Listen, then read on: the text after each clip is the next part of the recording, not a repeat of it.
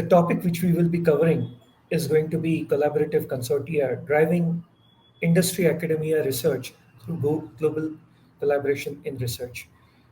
To discuss this, I would like to invite Manish Gupta, who is the principal applied researcher at Microsoft, and Professor Prasanta Kumar Ghosh, who is the assistant professor with Department of Electrical Engineering at IISC. Right.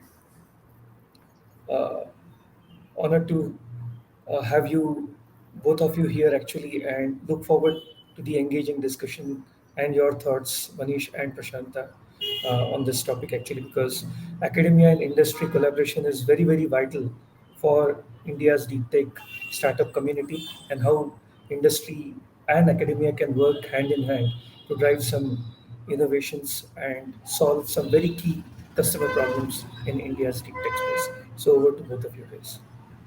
Thanks so much, Mangesh, for the kind introduction, as well as thanks a lot to Nasscom for inviting us for this panel.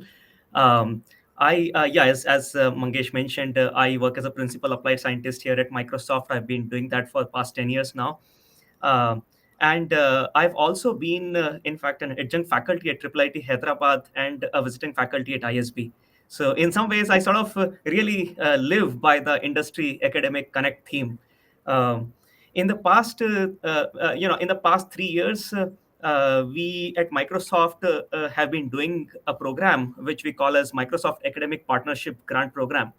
The plan is to, under this program, we actually fund collaborative projects. So we fund about rupees 15 lakhs per project, where, academia sort of, various folks from academia submit proposals, and we sort of fund these projects.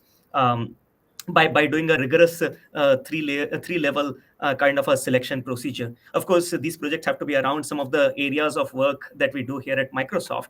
And interestingly, yes, I mean, over the past 3 years, my observation has been that the number of applications, then the number of proposals that we get has this year was like 3 times compared to what we received last year. So that just shows that the program is doing really well. Now, the other thing that show that the program is doing really well is that for the past 3 years, overall, I think 16 different proposals have been funded under this grant. And as a result of this grant, of course, there has been industry impact. There has been impact in the products that we make, but there has also been academic impact. Our partners in academia have been able to publish around more than 10 papers, at least more than 10 papers in premier conferences.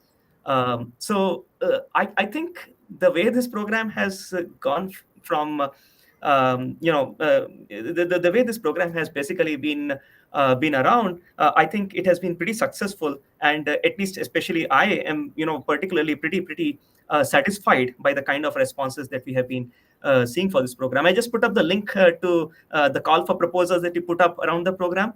But they're just one of the programs. I mean, if you think about it, I have been collaborating with academia for the past 10 years, while I have been also working here at Microsoft in India. And as part of those collaborations, I've been collaborating with IIIT Hyderabad, real collaborations with, where we have brainstorming meetings and do,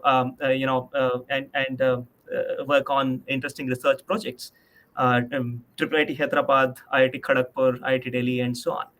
So it has been fun doing this. And now I also invite Professor Prasanta. He has also been, interestingly, doing several academic and industry projects. So please go ahead, Prasanta.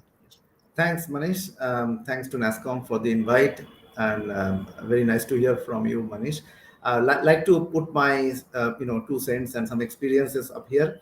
So in my last 10 years journey as faculty in the Indian Institute of Science, initial few years have been primarily academic oriented projects.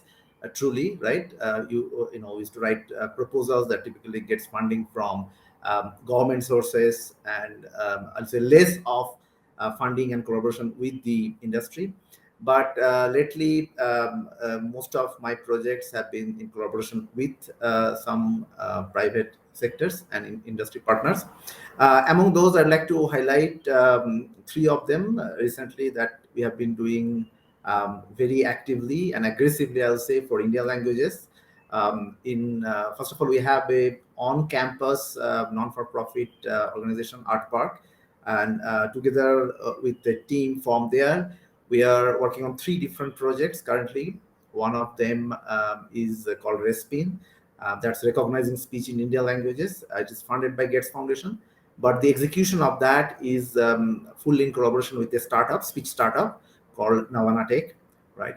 And then let me just mention all of them, and then I'll come back to the details, which is funded by Google, Language Landscape of India. Primarily, as you see, all these projects are with a target to create resources and models to enable speech ecosystem in the country to really improve and create applications in languages which could not have been done before. Think of a way where somebody could create or develop an application for local people in Halbi. It's a language probably many of you haven't heard. I also didn't know before I did this project. And I found that there are across India, as you know, there are so many languages, but at the same time you will see that the languages actually is continuous. So it's not that one district speak one language. So how do we even record or sample from this language landscape is an important factor. So that's about the project. But coming to more into the interaction with the industry and what benefit it gets for the project. So what I find as a contrast, as I said, for the first few years, I had mostly the academic oriented project, is that there is a very specific target and timeline that you work with, right? Although we keep it for academic projects too, but that's very flexible. But here we have a very time target. And what happens as a result of that, of course, we do innovation, but we at the back of our mind, we always have something to achieve in a reasonable time, right? Of course, you can say as a PhD student, when a PhD student really target for a 5-year journey, of course, at the back of the mind, you know that there is a target. But again, things get delayed, as you know. But what happens through daily interaction, and that's also another important factor, this message come back again and again that there is a target to achieve in a reasonable time. That's one. The other key benefit that I see by interacting with the industry in all these 3 projects is the nature of execution, right? So the nature of execution is need not be only open-ended research, but it's a research that we think useful at the end, right? So keep that component in mind. It's not just we just get yet another result, but is it the result, or is it the next result to really make an impact on the society or whatever the target application is, right? So that's the second point. And the third point, I think what happens is when we collaborate with the industry people and collaborators, they come from a different mindset, right? So the discussion gets a different kind of ingestion of ideas, which is not just from academic pool. I think these 3 factors really make the project development balanced and really towards the target that it wants to achieve. I see that Professor Ramesh has Yeah, joined. I'll yeah, request. yeah. Thank you, Manish and Prashant. I totally uh, uh, uh, I can correlate with what you guys have been sharing. Actually, in my earlier uh, roles, I have been very closely engaged with industry and academia partnership as well. And some of these things which Professor Prashanta, which you have mentioned about identifying a very specific problem and then trying to solve that problem from an industry perspective and bringing in the innovation aspect also helps actually. Uh, I would also like to bring in and introduce Professor Ramesh Loganathan. Uh, uh, we could not have him earlier actually because of some difficulties. But very quick introduction about Professor Ramesh Loganathan. He's a professor of practice, co-innovations based out of or with Triple IT Hyderabad. Professor would love to hear your thoughts as well on this particular topic where we are driving academia and industry research through global partnership in research, basically. So feel free to share your thoughts. Thank you so much, and pleasure to be here. I'll just keep it short. I know we don't have a whole lot of time. So Triple IT is a research university. Most research institutions are postgraduate institutions. We have very unique undergraduate research program, and so we are organized at research centers. We have 22 research centers, and we also have 5 translation centers. There's a lot of focus on creating solutions from research. and which is the hard part. I mean, research is hard, but I believe translation is much, much harder, especially for an academic institution to do it. It's much harder. But then that's where the research is happening, and so translation starts from academic institution at some level. And so I think if you look at what makes it hard, right? I mean, like the benefits are clear. See, like if you want to do something that is based on latest body of work in research, you have to work with research institutions, research groups for it to happen, because left to itself organically, for some knowledge in research to make it, for that knowledge to kind of find its way to the mainstream industry, depends. May take few years, may take several years sometimes, right? Before it kind of becomes frameworks and APIs and libraries and such, before industry could use it. And so if you need it in the meantime, it will happen only well by working jointly with research, right? Some of those things. So it's a way to shorten or accelerate that whole process. And in some cases, it's not even known what research is doing. I mean, these two worlds don't. I moved from industry to academics, so I kind of understand both worlds very well. And so these two worlds don't naturally meet, right? Manish is an exception here, who's very actively connected with academic institutions. Very few in the industry are connected at that level. And if they don't naturally meet, then it's very hard for each to be aware of the other. Academic doesn't know the problems industry is looking at. Industry doesn't know what academics is working on. So they kind of they don't intersect at all, and which means opportunity is lost for some knowledge to address something that industry is working on, or even for finding creating new solutions and products based on research. There's an opportunity lost. So these have to collaborate, and like I said, this is much easier said than done. Not that industry does not want to collaborate with academia, or academia does not want to work with industry. That's not the issue at all. Issue is just the avenues for this conversations itself are very minimal, right? It's not easy. Like Manish is able to work with academia because he's very interested and takes effort, right, to work with us. But we are very welcoming of anybody from the industry. But I don't think anybody would know how to come and talk to us even. Likewise, I'm sure industry may be welcoming of academic participation, but they may not know how to do it also. So our experience has been like we have to create those structures in the middle. If you don't create those structures in the middle, this collaboration never happens. And that facilitating structures is what is required for effective industry academia collaboration. So we have 5 research translation centers. There's one that is looking at, of course, we look at our incubator also as a research translation center. Right? We are one of the largest university incubators in the country. We helped start eHub, which is now the largest incubator in the country. And we have about 140, 150 startups in our incubator. And we are one of the oldest as well. And so our ideal startup is a startup that can work with research. So that's one way, like a passive industry academia collaboration happens. Then we have product lab to create products and startups from research. Now, the only way such a thing can happen is when a faculty or a research student creates a startup from research. And that doesn't happen. It happens very rarely. So we have a product lab, which is an engineering group on campus that creates product from research. And then we have an applied AI center that looks at solutions, incremental research for mobility and healthcare, 2 domains we specifically target. We have a center that works with NGOs to create solutions for NGOs, from research, technology solutions for NGOs. And then we have a smart city living lab. Our whole campus is a live lab for smart city innovations. Now, so these structures, and not that, I mean, we're trying very hard. Like I said, I keep telling often, we're probably one of the most active in trying to do these things. And we still don't know how it works. We only know things that don't work. Some things work, many don't work. But we don't shy away from trying. And these are some of the things we're doing. So I'll pause here. But in short, we need those structures in the middle for effective industry academia collaboration. And likewise, while on the academic side, we'll create those structures. Industry also needs to create those facilitating structures, which not many have. It needs to have kind of. So these are required for more effective and increased industry academia collaboration. Absolutely, Professor Ramesh. I think, I was actually about to tell that, yes, on industry side, the MAPG program that we have been running is one of those structures. But totally agreed. I mean, I think more of these structures being created on the industry side will help. And I think, I would just like to sort of add why these kinds of things are super important. To me, I think I think when people are just doing product work in industry settings, they are so narrowly focused on their product that they do not that it is difficult to keep a track of advancements in technology, which is where academia typically takes the lead. And working closely with academia keeps one connected with how things are growing, how things are evolving on the research side, right? So that is why essentially I'm super motivated to work with academia, just because it sort of keeps me motivated.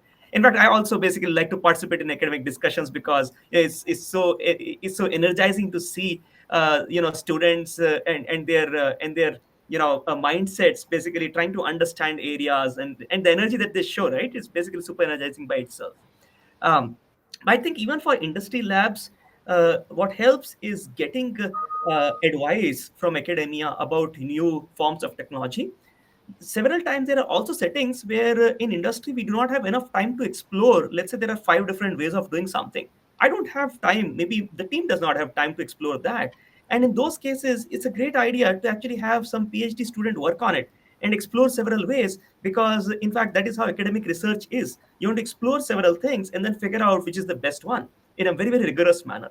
So that is another way that I think it helps in industry labs, how it really helps to collaborate with academia. On the other hand, from an academic perspective, if I think about it, I think Professor Prasanta also mentioned, it brings in real challenges, real problems, rather than problems that can be imagined in that senses. So because industry problems are real problems that we face day in, day out. And putting those problems essentially also gives students and collaborators a good handle as to how they are making an impact by doing by directly connecting the impact of their academic research with real users, right? The other thing also that comes on the academia side as part of these collaborations is access to data. I mean, organizations like Bing actually have access to lots of users, and therefore queries around them, and essentially knowledge graph, huge amounts of data sets, the web index, and so on, right? So those kinds of things are difficult to get in academic settings. So I mean, in that sense, I sort of believe that there are sort of nice things to have on both the sides of the world. It's best to combine them through these collaborative efforts. Yeah, Prasad? I mean, I agree completely, but I was just thinking, taking Professor Ramesh's point. See, we do not, I mean, having such program that actively encourages this collaboration is always good, right?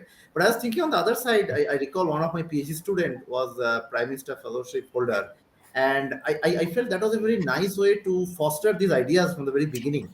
So as a PhD student, what he was getting was a 50% support from an industry and 50% from CII. And what was happening, the problem statement for the PhD was actually defined at the intersection of the academic interest and the industry interest, right? So as a PhD student, you get to see both the worlds. I think that actually gives you a different perspective once you graduate. And I believe if we encourage more of such programs, even at the root level, right, where students are graduating and getting these ideas, then they will also in turn, when they become faculty or even join an industry lab or even industry, they will also encourage this in turn, and that will increase this. So I think it is not just having program at the faculty and industry partner level, but also encouraging at the grassroots level. Start from there to foster these ideas that problems should be of real interest and also should have an academic overlap. I think that's my 1 cent there. So how is that working? I mean, I've heard about the PM fellowship. See, the issue in my past experiences, at least, sometimes industry indulges academia, which is okay. It's good. We need all the support, right? Even if it's just money and some access to problems and data, it's still good for us in research. But that nature of engagement, while it supports research, it doesn't necessarily create solutions. So the PM fellowships, has it been working well enough to create solutions? Yeah, so I'll just give the specific example that I had. The support came from Xerox Research, which is no more there today. But as a result of that work, actually currently we are working on a project called English Gyani with another startup. That's the result of that PhD. I felt that if it was only academic problem, we wouldn't have been here. So this is a problem that we're working on to enable people to learn both English comprehension and spoken English. And this is very important in India today. As you know, it's a big call center, market, and people are somehow going to the spoken English centers, learning English and getting a job, right? And having a tool in your hand that can assess you automatically when you speak English, it's a great benefit. And this particular project actually came out of that brainstorming session with Xerox Research at that point, that we have to develop such solutions for the society, and we're still working on that today. In fact, the student now is a faculty at IIIT Hyderabad, and we are still collaborating and working on the project. So I also it was very productive from that perspective. It's nice to hear that. I mean, like in my experience also, like when it's good to hear because I don't think a lot of the funding happens to be social funding when they fund support like this. When fund research, it often becomes a little bit more a knowledge creation activity and not necessarily an activity to create an end product or solution. So which is good. Like I said, I mean, academia benefits significantly from it, not just the funding, the access to real world problems, data, and like access to people, because often somebody from the company is involved. Those are all good. I mean, not to discount. I mean, like it adds a nice dimension to research. But end solutions need more than that. Good that this worked out in some ways. Some startup came out of it. But often, I think those are the structures. Like even if you look at the like BIRAC does a lot of funding for incremental research I'm on some other committees, and of course we also have a BIRAC supported bionist in our campus, but otherwise I know them well. So they were saying like the research funding that they provide, which is meant to create solutions from research, not it generates more research, but doesn't takes them a little closer to solutions, but doesn't result in solutions, because the research mindset is to okay, that's the DNA. That's what they like doing, researchers, right? More research, published papers, conferences, journals, and graduate research students and PhDs and such. While they may take up a problem that has a real world opportunity, but that is not their interest. So the moment the research output comes, they lose interest in it. They go to the next research problem. So it takes them closer to a solution, but doesn't create a solution. I think that's so expecting research to create those solutions is not going to happen. There's a DNA mismatch. So we need to create some support structures where without expecting research to do it, with research support, we should be able to do it. In your case, the example that you gave, the startup came in the picture and like they took it forward. If the startup did not come, that research work would not have moved forward, because researchers that's not what drives researchers. I mean, the researchers for a good reason. So we need to create this active support structures that takes that gap, little bit of gap that is there from incremental research before it becomes a solution. We need to actively co-create those structures. Yeah, totally agree actually, and pretty engaging discussion. Uh, uh, I agree with there is a thin line between the research and what we really want to solve from an industry specific problem perspective. And as Professor Prashanta has also mentioned, or Manish was also reiterating, that yes, solving some real problems also keeps or gives some kind of motivation to the researchers as well, but keeping the balance or the DNA, as Professor Loganathan is calling out, to keep them motivated from a research perspective. So, totally agree. Very engaging discussions. Thank you very much.